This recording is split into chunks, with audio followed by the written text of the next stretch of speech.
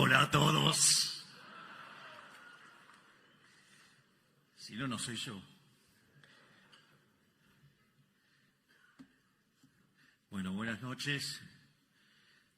Muchas gracias a la Fundación Libertad por permitirme ser parte de esta reunión,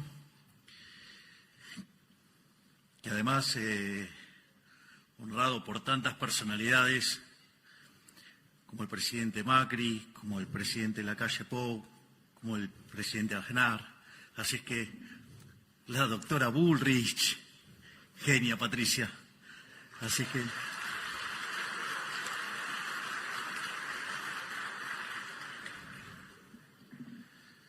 obviamente que al momento de que uno tiene que elegir una ponencia, tiene que acostumbrarse y acomodarse a lo que son las necesidades del momento y al lugar donde está. Y dada la discusión, que hoy está tan presente en Argentina sobre el tema de la inflación, sobre la discusión del tipo de cambio y ese tipo de cuestiones, y dado que estoy frente a un público calificado, un público que está acostumbrado a recibir análisis económico, la intención de esta charla es básicamente contarle cómo es nuestra visión de cómo enfrentar y atacar y exterminar de una vez por todas el problema de la inflación en Argentina, que tiene una fecha de inicio clara, que es cuando se creó esa institución nefasta que está en Reconquista 266, llamada Banco Central de la República Argentina.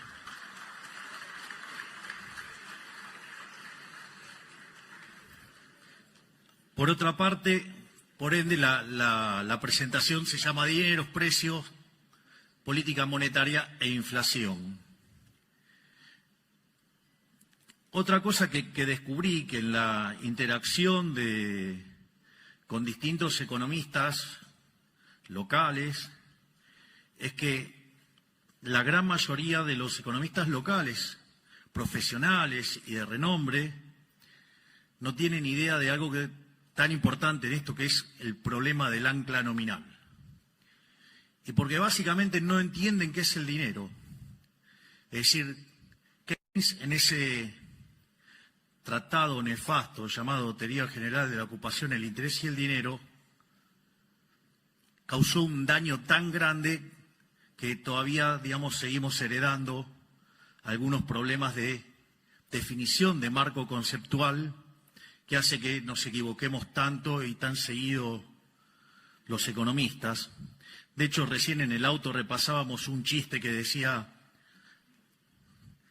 de las últimas 5 recesiones, ¿cuántas pronosticaron los economistas? 9.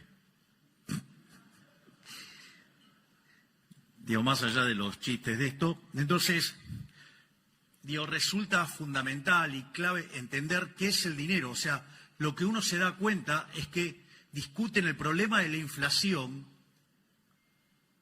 y no entienden qué es el dinero. Entonces, está el coloso está Federico Sturzenegger. Qué placer, que lo acabo de ver. Gracias, Federico. Entonces, básicamente lo que yo voy a hacer es una introducción sobre qué es el dinero y a partir de ahí, voy a derivar la naturaleza monetaria de la inflación, voy a desmitificar algún tipo de cuestiones que andan dando vuelta y después voy a discutir la coyuntura presente sobre el trabajo enorme que está haciendo Luis Caputo, Santiago Bausili y todo su equipo, de quien estoy verdaderamente, profundamente orgulloso.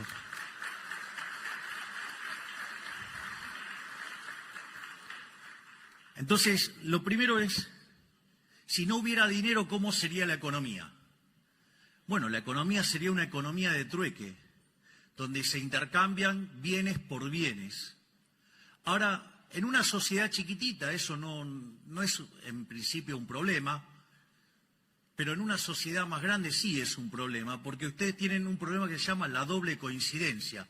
Es decir, ustedes tienen que encontrar a alguien que quiera comprar lo que ustedes tienen y al mismo tiempo, machear la venta, digamos, o sea, que además quiera lo que ustedes tienen. Por lo tanto, ese proceso se hace muy, muy difícil. Pero al margen de que ese proceso sea extremadamente difícil, aparece un segundo problema, que es el problema de la indivisibilidad. Porque sí, yo puedo querer comprar pan, el panadero quiere comprar el servicio de análisis económico, pero, digamos, o sea, la cantidad de kilos de pan que me tiene que dar, digamos, para que yo le hable, no sé, una hora de economía, no me apea. Al menos hoy. Y espero que después de mi paso por la presidencia, muchísimo más. Porque tengo que seguir laburando después. Entonces, ahora, frente a esa situación, digo, el hombre no se quedó llorando. O sea, no es que se puso a llorar en un rincón, digo, y lloraba por el problema de la doble coincidencia y la indivisibilidad. Le buscó la vuelta, y descubrió que había bienes que se intercambiaban muchísimo más que otros. Es decir, entonces, no es que compraba esos bienes que se intercambiaban mucho porque en principio los quería tener, sino que los adquiría para poder usarlo de medio indirecto para comprar otros bienes. Es decir, la idea del bien de intercambio indirecto. Es decir, y cuando aparece el bien de intercambio indirecto, lo que está apareciendo ahí es justamente el dinero. Es decir, ese bien que oficia como bien de intercambio indirecto, justamente ahí nos encontramos con la aparición del dinero. Entonces, por ejemplo, cuando el hombre era nómade, el primer dinero que apareció, ¿cuál era? El ganado. ¿Por qué? Porque el ganado era lo que comían y como eran nómades, les permitía moverse con el ganado. Consecuentemente, usaban el ganado como moneda. Después el hombre se volvió sedentario, entonces descubrieron que había otras formas más eficientes de utilizar dinero. Entonces, por ejemplo, una de las cosas que consumía mucho el hombre, que era el pan. Entonces, ¿qué empezaron a usar como bien de intercambio indirecto? El trigo. Entonces, no es que compraban y vendían trigo porque les interesaba el trigo per se, sino que en realidad lo usaban mucho, ¿por qué? Porque era un bien de intercambio indirecto. Ahora, no solo eso. Después, por ejemplo, digo, cuando uno dice el término salario, ¿sí? ¿Y por qué era salario? Porque básicamente se pagaba en sal. ¿Por qué era tan importante la sal? Miren, si había personas que le iba muy bien, digamos, en la antigüedad, era la gente que llevaba por todos lados que especies. ¿Por qué? Porque les permitía que tenga gusto algo la comida. ¿Ustedes se fijaron en lo que es comer la comida sin nada de condimento? Es una inmundicia.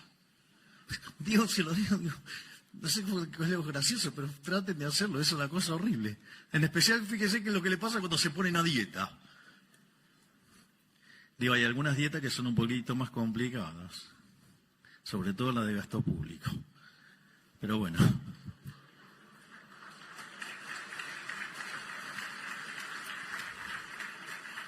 Ahora, más que aplausos, deberemos estar regocijándonos que por primera vez le estamos dando duro y parejo al gasto público. Estamos cumpliendo el sueño de Rothbard. Es increíble, ¿no?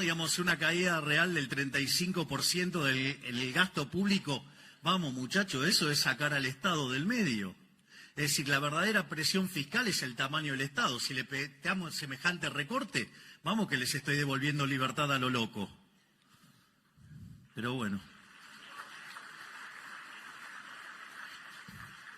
Es más, volviendo al tema de la sal, ¿por qué la tradición de darle la sal a la otra persona, de ponerla y no dársela directo en la mano? Porque dicen que si no sería mala suerte. ¿Y cómo era el tema del pago? Venía el tipo con un saco, imagínense, entonces le pagaba con un saco de sal. Imagínense si cuando ustedes estaban manipulando la sal, se caía. Y era mala suerte, era una pérdida instantánea seguro. En ese contexto, por eso que se apoyaba la sal y se pesaba, y ahí se hacía el intercambio. ha habido otras monedas, como ser el tabaco.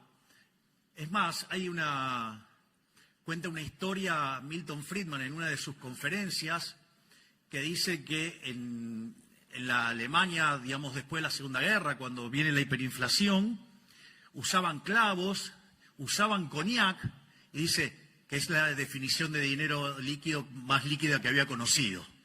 O sea, había encontrado el verdadero M1. Digo, chistes de economistas, no se hagan problema. O sea, la próxima charla vengo con los subtítulos. Entonces, básicamente, ahora, ¿cuál era el problema con todo ese tipo de dineros que habían aparecido? O sea, que eran mercancías, o sea, que tenían un valor de uso como mercancía, pero también servían para hacer transacciones. Entonces, y eso oficiaba como dinero. O, digamos, cuando trabajamos en microeconomía y empezamos en equilibrio general, hablamos de numerario. Ahora, ¿cuál es el problema, digamos, de ese tipo de monedas? Bueno, que uno no vive un solo periodo. O sea, podían oficiar de unidad de cuenta, podían oficiar de medio generalizado de pago, pero ¿qué pasa? No preservaba el valor. Y como la economía, digamos, afortunadamente no es de un solo periodo, sino que es intertemporal, que incluye varios periodos, se degradaba con el tiempo. Es decir, como si tuviera tasa de interés negativa. Entonces, ¿qué es lo que descubrió el hombre? El hombre buscó los metales. Y así es como aparecieron dos monedas, que es el oro para las transacciones grandes y la plata para las transacciones más chicas. Entonces, vean que lo más importante de todo esto, o sea, ¿para qué yo hago toda esta historia de por qué aparece el dinero, cómo aparece el dinero? Para entender que el dinero es un bien de intercambio indirecto. Es decir, y al ser un bien de intercambio indirecto, ¿qué quiere decir? Que su demanda es una demanda derivada. Es decir, yo no demando dinero para llevármelo al traje de madera. Si yo demando dinero para hacer transacciones y básicamente quiero utilizar ese dinero, ¿sí?, para financiar un sendero de consumo a lo largo de toda mi vida. Es decir, por eso uso dinero. Ahora, si yo, entonces, el dinero tiene esa connotación, esa característica, ¿de qué depende entonces la demanda de dinero? Y ahí es donde nos empezamos a encontrar con estos problemas. Porque si yo lo estoy definiendo de esta manera, la demanda de dinero tiene como contraparte el sendero intertemporal de consumo, es decir, mi programa de consumo a lo largo de toda mi vida.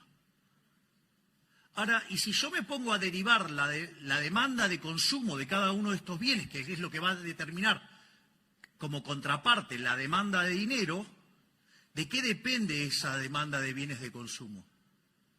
Y en el fondo, esa demanda de bienes de consumo van a depender de lo que, en paz descanse, decía Robert Lucas Jr., que depende de los parámetros profundos. Es decir, depende de las preferencias, depende de la tecnología y depende de las dotaciones. Digo, por lo tanto, si las dotaciones están dadas, las preferencias están dadas, y la tecnología, digamos, es un caso, digamos, sin que se haga alguna suposición sobre el progreso tecnológico, que digamos, también está dado, y si lo quieren asumir, digamos, lo van a poner dentro del modelo. En el fondo, como diría un físico, en condiciones normales de presión y temperatura, la demanda de dinero debería ser una cosa absolutamente granítica que tiene como contrapartida mi sendero intertemporal de consumo, que depende de los parámetros profundos, que son datos dados. Esto es un tema demasiado interesante porque, digo, ¿qué es lo que sucede? Porque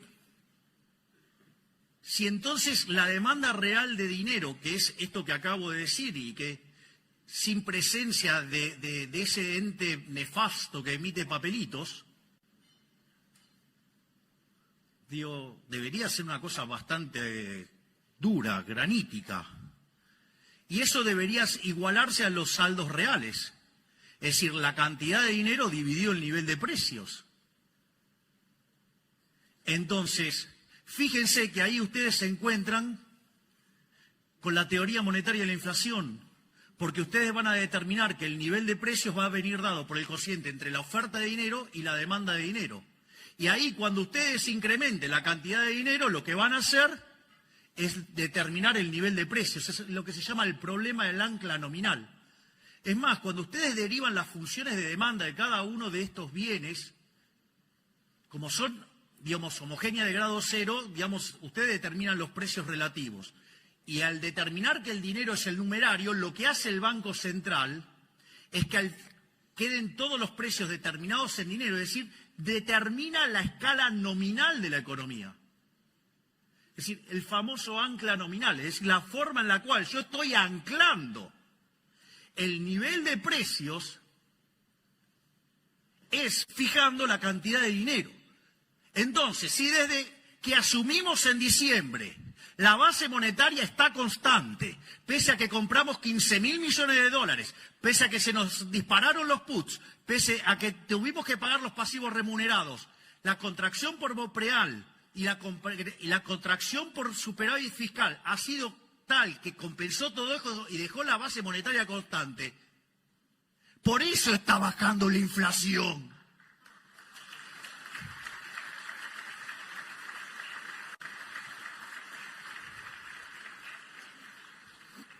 Después voy a seguir con los temas que tienen que ver con la actualidad. Pero, o sea, cuando dicen, algunos economistas profesionales, asumo que algunos, digamos, por ignorancia, otros por resentimientos, otros porque, digamos, o sea, si se quisieran suicidar, lo mejor que podrían hacer es tirarse de los más altos de su ego. Que quedarían hechos un huevo frito abajo. Es decir, no hay plan de estabilización. ¿Y cómo es que baja la tasa de inflación? ¡Qué magia! No, dejamos constante la cantidad de dinero. Es más, cuando ustedes hacen la configuración de un programa de estabilización, tiene básicamente 3 elementos centrales. Tienen una política fiscal, tienen una política monetaria y tienen una política cambiaria. En el plano cambiario nosotros nos encontramos con una brecha del 200%. Es increíble porque aparecen algunos economistas diciendo, no, bueno, pero el atraso cambiario. Acá hay un problema de atraso cambiario. Ahora, esos mismos que dicen que hay un problema de atraso cambiario son los mismos que decían que había que poner el dólar a 600 y tenían una hipótesis de inflación más alta. Nosotros lo pusimos por el equivalente a 1000 y tenemos menos inflación. Podrían ser por lo menos, no sé, coherentes para ser intelectualmente no tan deshonestos. Ese es una de las cosas. La otra parte es la política fiscal. Déficit cero. ¿Qué decían? No, es imposible conseguir el déficit cero en el 2024.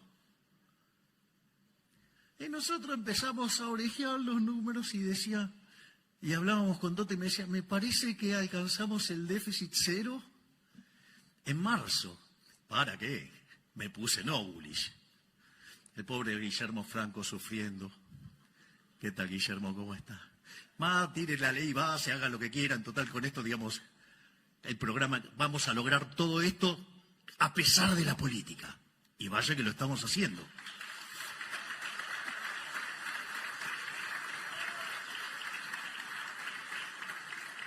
¿Y con qué nos encontramos?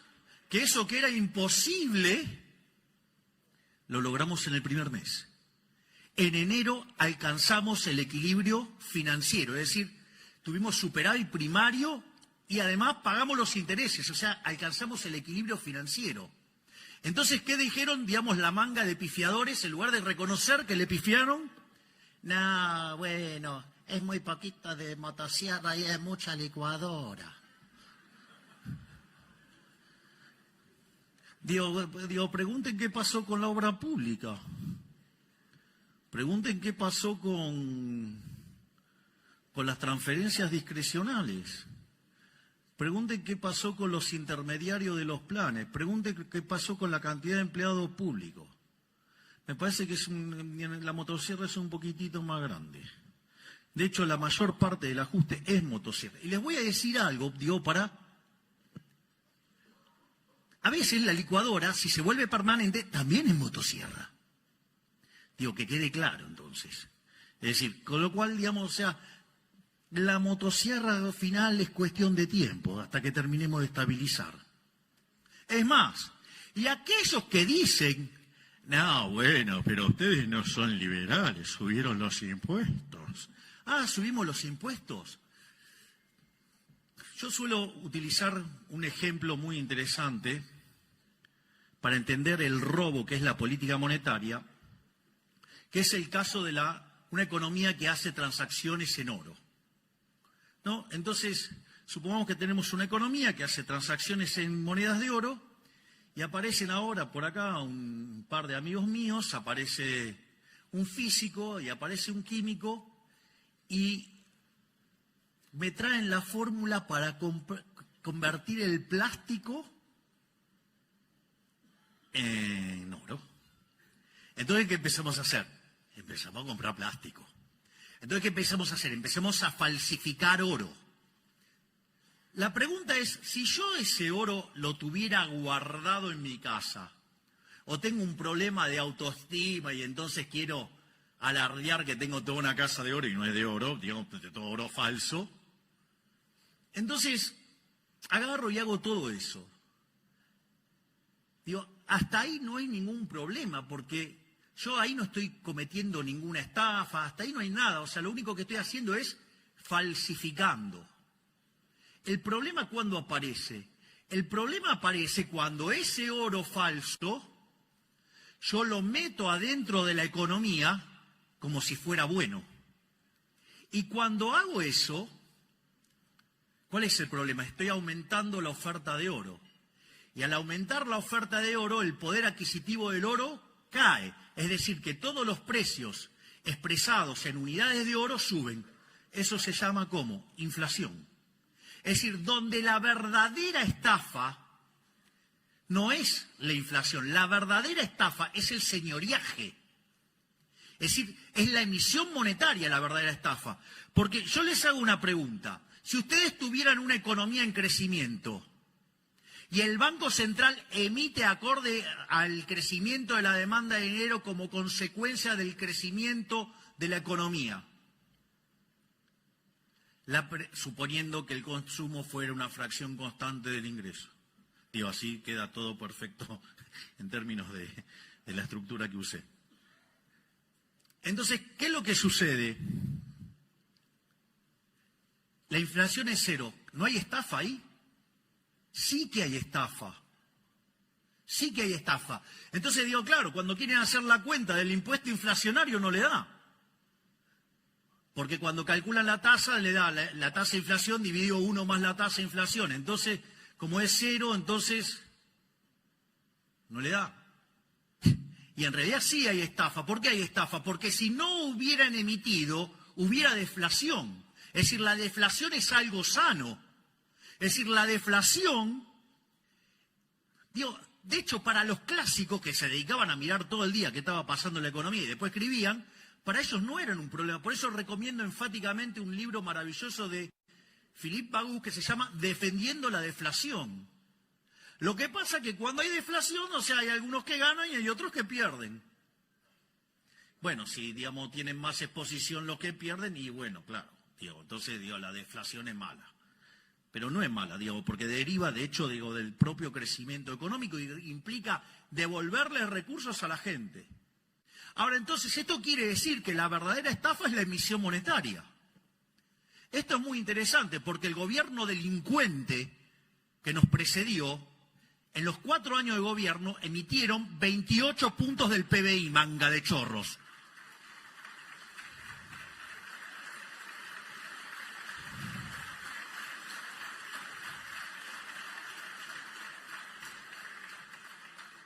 No solo eso, porque de esos 28 puntos del PBI, en el último año emitieron 13 puntos del PBI. Y si ustedes consideran, entre, digamos, la emisión directa y la emisión indirecta, y si ustedes consideran que la base monetaria, no la amplia, sino la base monetaria básica, es 2,6% del PBI, nos dejaron implícito solamente en eso una multiplicación del nivel de precios por 5 veces. No solo eso, además nos dejaron un banco central quebrado, donde había una relación de pasivos remunerados de 4 veces a 1. No solo eso, sino que además nos dejaron sobrante monetario. Claro, cuando ustedes hacían toda la cuenta, digamos, básica, eso daba que nos íbamos a encontrar con una inflación en torno al 15.000%. Digo, ese chico, el soviético, el que está en la provincia, ya no es exageración. Eso era una exageración, decía, eso no pasa. Y la realidad es que cuando nosotros, digamos, entramos en diciembre, en la primera semana, los precios venían creciendo al 1% diario. Eso anualizado daba 3.700% anual. Dicen, no, pero si sumo 1 más 365 veces me da 360. O sea, ni siquiera saben el cálculo de cómo es la inflación, que es una exponencial. Así estamos. Después, cuando ustedes toman las 2 primeras semanas, porque digamos, el gobierno anterior había dejado un montón de controles de precios y los liberaba todo justo antes de que asumiéramos nosotros. Ahí la inflación se aceleró al 7.500% anual. Y hay algunos caraduras, hay colegas intelectualmente deshonestos que niegan que había una hiperinflación plantada, que niegan que había un potencial de hiperinflación de en torno al 15.000%.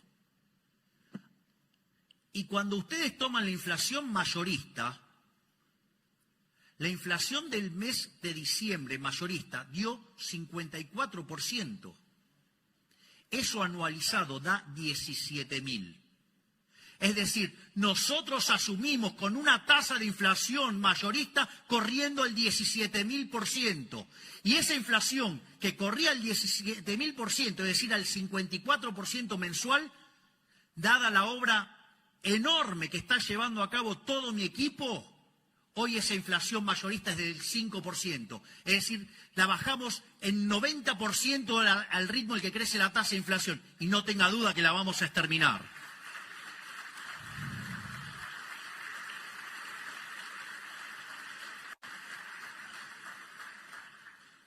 Entonces,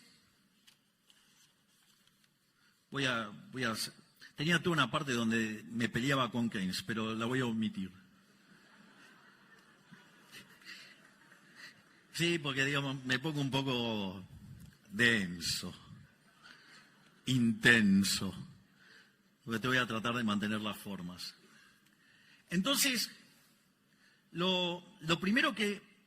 Entonces es interesante porque claramente nosotros tenemos un programa de estabilización, un programa de desinflación, porque por algo baja la inflación.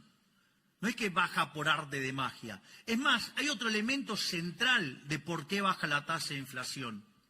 Una de las cosas enormes, digamos, que es digno de admiración, es el trabajo que está haciendo Santiago en el Banco Central y todo su equipo, Santiago Bausili. ¿Esto por qué es tan importante? Porque miren, cuando ustedes tienen un banco central quebrado, es decir, que quiere decir que los pasivos valen más que sus activos, la única forma donde ustedes corrigen la quiebra tradicionalmente es mediante un tremendo fogonazo inflacionario, de modo tal que los pasivos monetarios se achiquen. Y cuanto más quebrado están, la tasa de inflación que ustedes necesitan es muchísimo más alto para dejar en equilibrio el patrimonio neto. Entonces, en la medida que ustedes tienen un nivel de precios de hoy, en la medida que ustedes van a una quiebra del Banco Central y necesitan licuar eso implica precios más altos, ¿no? Una inflación más alta implica... Entonces, cuando ustedes toman el nivel de precios que deja en equilibrio el balance del Banco Central respecto al nivel de precios que tiene hoy, unen eso, les da una línea y la pendiente de esa línea es la tasa de inflación. Entonces, conforme ustedes empiezan a limpiar el balance del Banco Central, lo que están bajando es la tasa de inflación. Esto es un tema muy interesante. Es decir, el trabajo que hace el Banco Central es fundamental, el saneamiento es fundamental para bajar la tasa de inflación.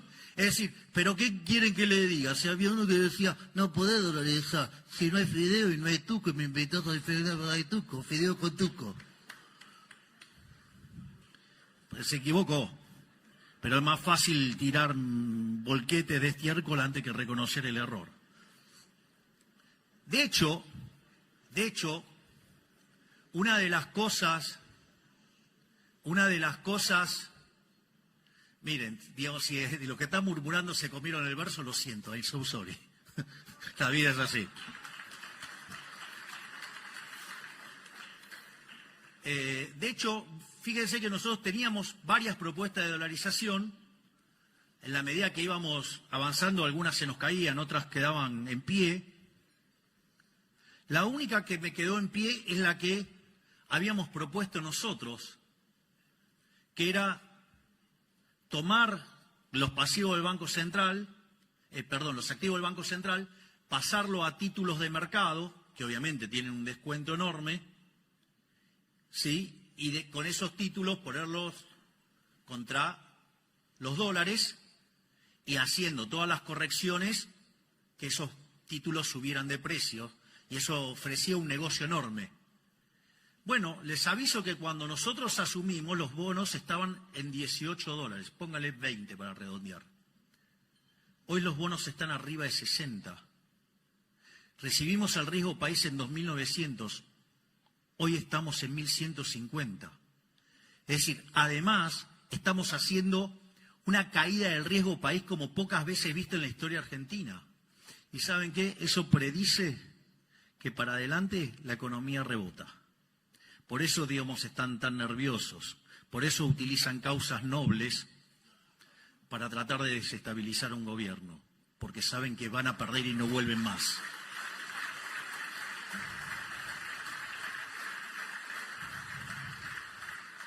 Por lo tanto, fíjense que cuando nosotros recibimos ese déficit monumental de 15 puntos del PBI, 5 en el Tesoro y 10 en el Banco Central, hoy, entre el ajuste que hicimos en el Tesoro y el ajuste que lleva hecho el Banco Central, de 15 puntos lo bajamos a 13. No solo eso, digamos, cuando termine el año le habremos devuelto al sector privado 15 puntos del PBI en ahorro. ¿Quieren saber cómo va a crecer la economía? Va a subir como pedo de buzo.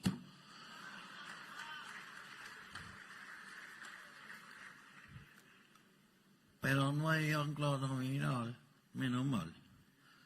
Bueno, eso, digamos, entonces hay una ancla, digamos, el caso, digamos, del ancla nominal, que es cuando ustedes fijan la cantidad de dinero. Obviamente que no es la única forma de anclar. Hay cosas que verdaderamente a mí me parecen divertidas, ¿no? Porque vienen economistas y dicen, no, bueno, porque no hay un plan integral, porque debería definir la matriz productiva de los próximos, digamos, no sé, 5 años. ¿Qué quieren? ¿Un plan quinquenal? No soy Leontiev, no soy un comunista, soy liberal libertario. Creo en la libertad, creo que eso lo tienen que determinar los empresarios, no un burócrata, digamos, fatalmente arrogante desde una oficina.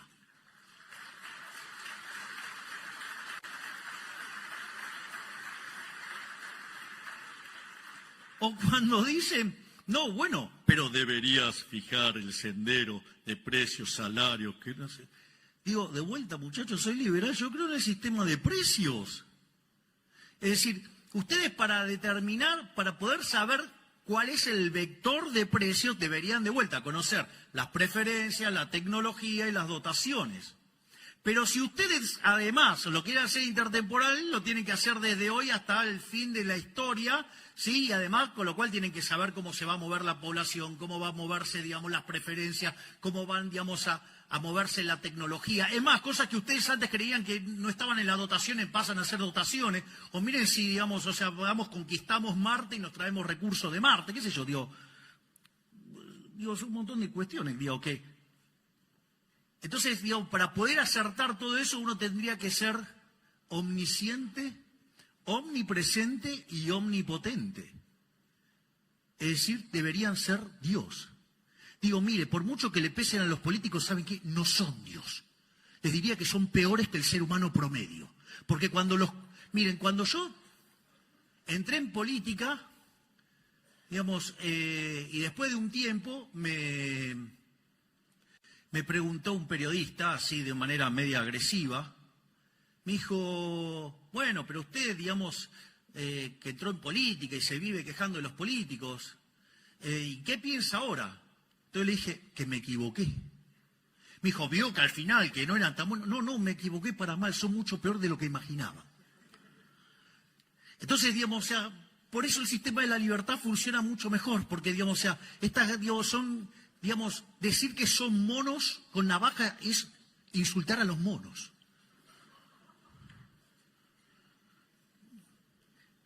Entonces, digo, ¿cómo voy a estar fijando precios? No, tiene que fijar el sendero de los precios. ¿Cómo? Digo, están locos. O sea, soy liberal. O sea, digo, me da urticaria hacer eso. Entonces, no solo eso, ni que hablar. Me imagino que podrían ponerse a buscar los informes que reciben de muchos economistas profesionales que decían que había que poner la tasa de interés real positiva. Hoy la pelota de los pasivos remunerados hubiéramos emitido en los últimos 3 meses 4 bases monetarias. El problema es cuando explota la pelota, lo habrá padecido Federico con las LEVAX, después con las LELIX, y ahora serían los pasivos remunerados. Que dicho sea de paso, el gobierno anterior fue tan amigable que nos dejó todos los pasivos remunerados a un día. Como verán, estaba fácil, ¿eh? Digo, es tan fácil desde la tribuna. El otro día hablaba con el profesor de Pablo y le reconocí un error mío, digo, de tiempo atrás. Y el error era, digamos, yo había entrado en mi sendero rothbardiano, entonces estaba intenso. Y cada vez que hablábamos de política económica, digo, yo como que me enojaba porque lo veía como muy condescendiente, digamos. O sea, el profe de Pablo entrevistó a todos los ministros de Economía y presidentes del Banco Central desde la mitad del siglo XX en adelante. Entonces, eso a mí me generaba una situación muy, muy particular. De hecho, de almorzar entre 3 y 4 veces por mes, pasamos a hacer algo más distanciado, digamos, para preservar la amistad, a pesar de que habíamos visto mundiales juntos, que habíamos pasado fiestas juntos. Y el profe de Pablo, con su sabiduría, seguro que dijo, andá, aprendé y volvé. Y el otro día, digo, yo le reconocí, digo, mi error, porque una de las cosas que yo siempre traté de hacer como analista era tratar de incorporar las restricciones. Bueno, ahora descubrí que son más. O sea, es un poquitito más difícil. Entonces, digo, desde la tribuna es bastante fácil, porque aparte hay algo interesante, que es, ¿saben qué? Miren, ustedes van a ver un partido de Argentina, el partido de Argentina es muy lindo, las banderas, los cánticos, todo lo que usted quiere, es fabuloso. Pero los goles los hace Messi. Es decir, si ustedes quieren ganar, digamos, tienen que empezar a hacer goles. O sea, y la verdad que yo con mi equipo, digo, me siento que tengo a varios Messi adentro del equipo, siento que Toto es Messi, siento que Patricia es Messi, siento que Sandra es Messi, siento que Diana es Messi, siento que cada uno, pienso que Guillermo es Messi, que todos ellos son un Messi en su puesto, por decirlo de alguna manera. La verdad que estoy muy feliz con el excelente equipo que formamos. Y la verdad es que, digamos, para hacer esto hay que meterse, hay que meterse. Digo, si no, nos van a gobernar los orcos. Y otra cosa que recomiendo, digamos, para tener en cuenta, que los orcos lo entienden perfecto, pero parece que nosotros los liberales no somos tan vivos y no nos damos cuenta. El poder es un juego de suma cero. Si lo tenemos nosotros, no lo tienen ellos. Y ellos sí, eso lo entienden. Ellos pueden tener los bolsos de López y lo van a seguir negando. O sea, ustedes lo van a encontrar afanando y lo van a negar. Y nosotros empezamos, no, porque en realidad, como dijo un imbécil, este no es un gobierno liberal porque no liberó la droga. O que no bajamos los impuestos y sucede que le estamos devolviendo a los argentinos 15 puntos del PBI en términos de no señoriaje. Es decir, bueno, sí hay una sustitución de impuestos, pero digamos en el neto, digamos, el gasto público en términos reales está cayendo. Digamos, lo que diría Rothbard, la verdadera presión del Estado está cayendo. Es decir, digo, estoy cobrando menos, digamos, o sea, en el fondo voy a tener menos impuestos, porque tengo un Estado más chico. La otra forma, digamos, que se suele utilizar como ancla, se suele utilizar el tipo de cambio, es decir, fijar el tipo de cambio y usarlo como ancla. Eso tiene un sentido, porque en realidad el nivel de precios local, entonces, en ese caso vendría dado por el tipo de cambio, que está fijo, y por el nivel de precios internacionales. Y eso permitiría determinar el nivel de precios. Y cuando ustedes hacen eso, digamos, como siempre, la cantidad de dinero dentro de la economía viene determinado por la demanda de dinero. Entonces, dada la demanda de dinero, si ustedes emiten, lo que van a tener como contrapartida es pérdida de reservas. Digo, no sé, vieron que siempre, digamos, el kirchnerismo hizo lo mismo. Digo, fija el tipo de cambio porque cree que es el tipo de cambio el que determina el nivel de precio, lo cual es una burrada. Entonces fijan el tipo de cambio y emiten. ¿Y la consecuencia cuál es? Perdemos reservas. Entonces cuando no le gusta la pérdida de reservas, entonces ¿qué hacen? Ponen los controles. Y cuando los controles no son efectivos, porque digo, la gente se logra escapar, ¿sí? Entonces ¿qué hace? Mete ley penal cambiaria, porque entonces así, si ustedes deciden salir de la estafa del Estado, entonces ley penal cambiaria. ¿Por qué? Para que de esa manera aumente forzosamente la demanda de dinero y aumentar la base imponible del impuesto inflacionario. Un impuesto no legislado, un robo. Y después cuando yo digo que el que fugó la plata es un héroe, viene un imbécil y me hace un juicio. Es buenísimo. O sea, el chorro acusando al honesto. Más claro, imposible. Por eso no es que casualidad que tengamos 100 años de decadencia. Si tenemos la cabeza quemada del socialismo en la sangre.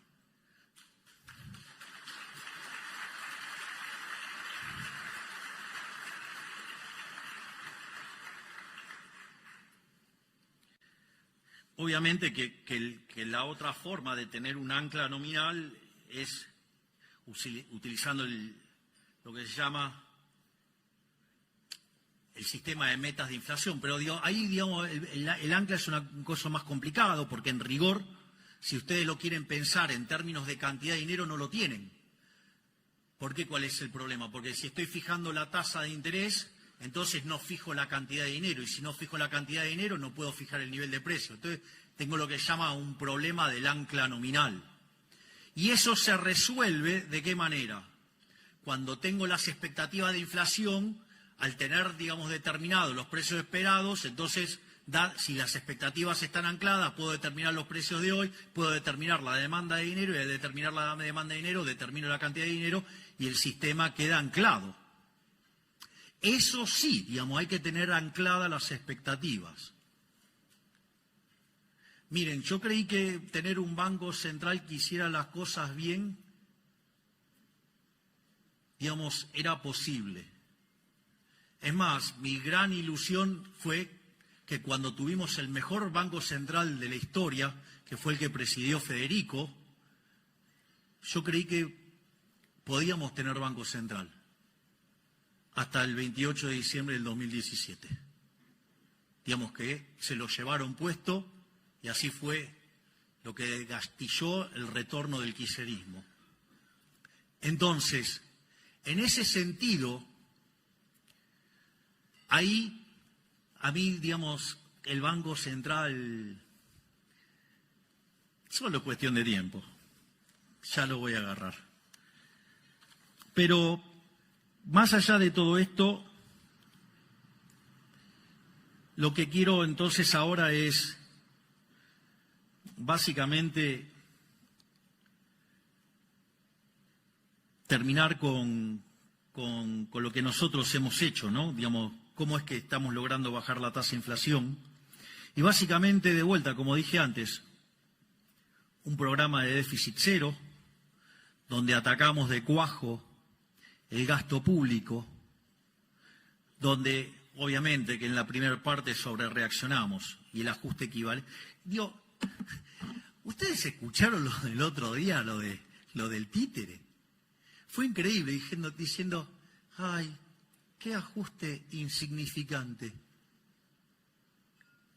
Dejó un déficit de más de 5 puntos del PBI. Nosotros lo llevamos a 0,2 positivo y si lo teman en términos anualizados, hicimos un ajuste de 7 puntos del PBI. Y el caradura dice, resultado insignificante. Les cuento que en los últimos 123 años de historia, Argentina tuvo déficit en 113. Quiere decir que tan fácil lo que estamos haciendo no era.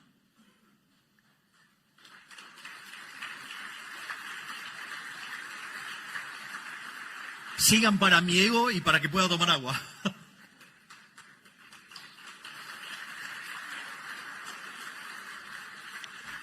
Por otra parte, el saneamiento del Banco Central hizo que de tener un déficit cuasifical de 10 puntos del PBI, digamos, hoy ya está en 4 y va camino a 3. Es decir, cuando vengan las próximas tasas de inflación y volvamos a bajar la tasa, otro punto más le vamos a echar.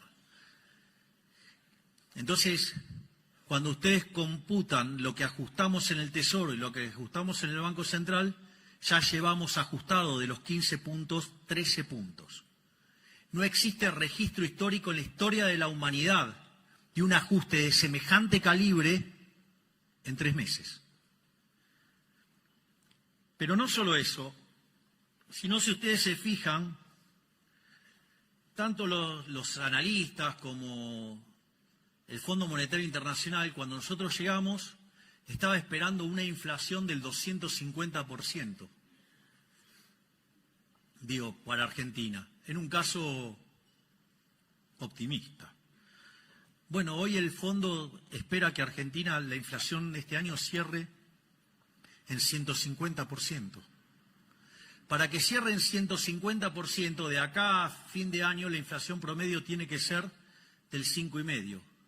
Es decir, que hacia fin de año está claro que la tasa de inflación, dado donde arrancamos, va a estar bastante por debajo del 5%. Es decir, lo estamos logrando, estamos terminando con la inflación.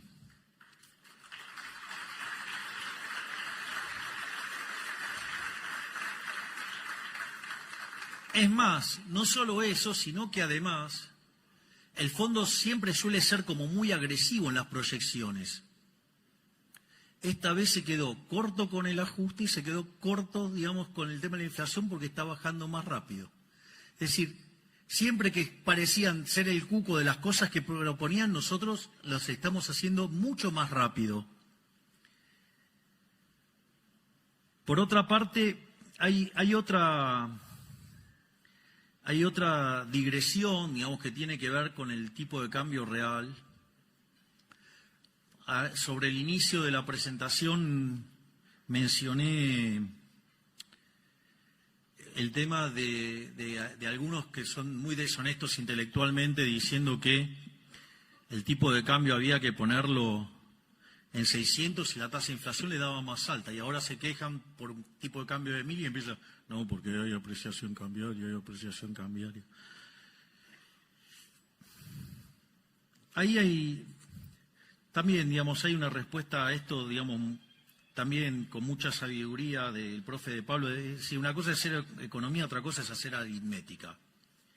Y hay mucha gente haciendo aritmética y poca economía. Aviso que no todos cometen este error. Digamos, les espoleo el resultado. Lo que dice Arriazu tiene razón. Ahora voy a explicar. Arriazu dice que Argentina, si estabiliza, dado la estructura fiscal que tiene, va a convivir con una moneda muy apreciada. En ese contexto, esto no es menor, digamos, si tenemos que convivir con una moneda muy apreciada, porque como los precios internacionales están dados, en tanto y en cuanto el fisco no se quiera correr del medio, la consecuencia es que se va a pagar en términos de menores salarios reales. Por lo tanto, si queremos levantar y mejorar la calidad de vida de los argentinos, hay que atacar al déficit fiscal, hay que atacar al gasto público. Y no solo a nivel nacional, hay que atacarlo también a nivel provincial y a nivel municipal. Hay que barrer con el fisco en todas las dimensiones.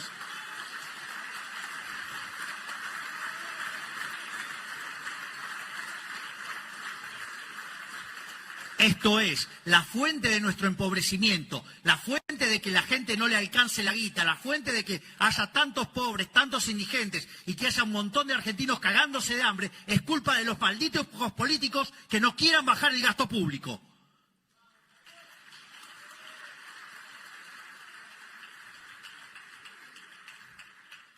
Volviendo a...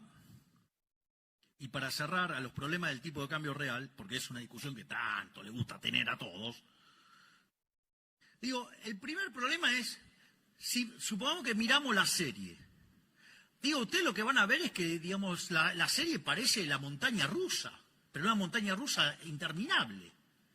Digo, lo primero que yo diría es una serie que tiene tanta volatilidad, sube, baja, digo, parece el electrocardiograma de un tipo que está haciendo una maratón. Digo, el primer problema es, che, ¿alguien me puede explicar qué valor tiene tomar una medida promedio? Digo, con todo ese desvío estándar, con toda esa volatilidad, ¿alguien me puede explicar qué sentido tiene tomar una medida promedio? Digo, ya es un problema grave. El segundo problema grave de eso es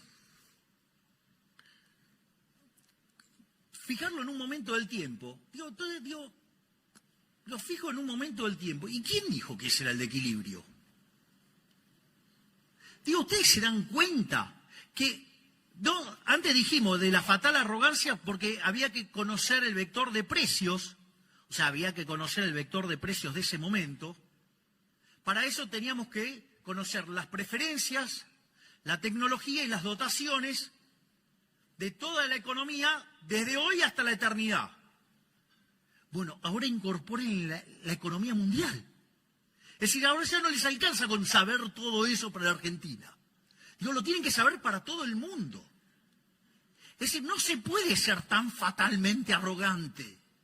Y no solo eso, el disparate, digamos, o sea, se corona de manera superlativa, cuando además, digamos, eso les daría poder explicar las condiciones de oferta y demanda de todos los bienes de todo el mundo en un momento del tiempo. Esto quiere decir que ustedes me pueden decir que, no sé, que el tipo de cambio real que estaba en la fecha, no sé cuál es el que más usan los informes ahora, no sé, digo, no sé, supongamos, no sé, por decir algo, 2007, no sé, digo, no lo estoy diciendo, lo estoy diciendo así aleatoriamente, o 1997, o 1985, no sé, cuando quieran. La pregunta es, ¿las condiciones de oferta y de demanda de todos los bienes de economía son idénticamente iguales a las de ese momento para decir que el tipo de cambio real tiene que ser ese mismo? Digo, pero o caemos en el problema de la fatal arrogancia o caemos en el problema de la imbecilidad pero furiosa. Digo, no sé, ¿les gusta tanto el centrismo idiota? Digo, porque ya que lo quieren que lo apliquen y lo hagan de esa manera. o, digamos, lo que yo sugiero, agarren toda la teoría neoclásica, un montón de pedazos, hay que tirarla de vuelta y hay que volver a abrazar la economía austríaca, que son las que verdaderamente abrazan las ideas de la libertad.